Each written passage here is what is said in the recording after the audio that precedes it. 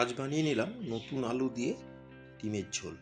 এই জন্য এখানে 3টে আলুকে বড় বড় টুকরো করে কেটে আর এখানে যে 4টে ডিম প্রেসারে একটা সিটি দিয়ে সেদ্ধ করে নিয়েছি।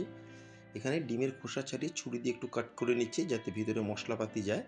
একটা মিক্সিং জারে 2টো টমেটো, 2টো মিডিয়াম সাইজের পেঁয়াজ, আদা রসুন আর কাঁচা লঙ্কার একটা পেস্ট বানিয়ে নেব। পেস্টটা বানানো হয়ে গেল। গ্যাসের ফ্লেম অন করে একটা ফ্রাই প্যান গরম করে এতে আমি ডিম আর আলুটাকে একটু ভেজে নেব। ডিম দিয়ে দিলাম, এর মধ্যে দিয়ে দিচ্ছি এখন সেদ্ধ করে নেওয়া আলু।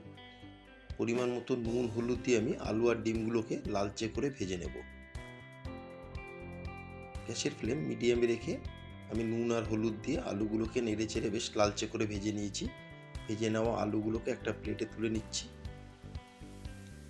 ওই ফ্রাই প্যানে আরও দিয়ে দেবো আমি 2 থেকে 3 টেবিল চামচ সর্ষের তেল।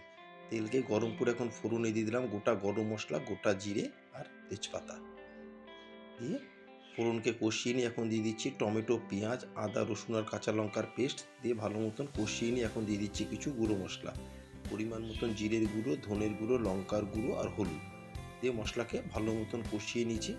আর দিয়ে দিলাম স্বাদ মতন নুন আর চিনি দিয়ে মশলাকে কষিয়ে নিয়ে এখন এর মধ্যে দিয়ে দিচ্ছি ভেজে রাখা আলু আর ডিম দিয়ে আলু আর ডিমকেও কিছুক্ষণ মশলার সাথে কষিয়ে নেব।